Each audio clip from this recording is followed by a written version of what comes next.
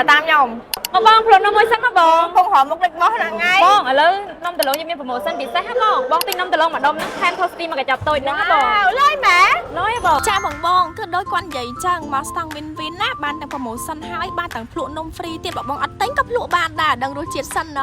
ហើយ promotion ទិញនំថែមនំនេះគឺមានតែមួយគត់គឺនៅក្នុងកម្មវិធីពិព័រណ៍ពាណិជ្ជកម្មទីផ្សារអាហារកម្ពុជាដែលធ្វើឡើងនៅថ្ងៃទី17 18 19កក្កដានេះតែម្ដងបងទីតាំងគឺនៅសាលមហោស្រពកាពេជ្រកម្មវិធីរបស់គេគឺធំហើយសប្បាយខ្លាំងមែនតើបងមានស្តង់អាហាររាប់រយមុខតែម្ដងហើយ promotion វិនវិនរបស់យើងគឺអត់តាន់អស់ទេក្រៅពីការទិញនំថែមនំហើយបើសិនជាបងចំណាយអស់$5នឹងទទួលបានឱកាសចាប់ឆ្នោតភ្លាមតែម្ដងដែលរង្វាន់របស់យើងក៏មានច្រើនមែនតើជាសម្ភារៈប្រើប្រាស់ក្នុងផ្ទះខ្ជូតស្អាតមែនតើបងអញ្ចឹងកុំភ្លេចចាំជួបគ្នាណាបងយើងដាក់ស្តង់3ថ្ងៃឯណោះសុកសៅរ៍អាទិត្យនេះតែម្ដងពិសេសខ្លាំងបងដងតើសប្បាយភ្នែកសប្បាយញ៉ាំប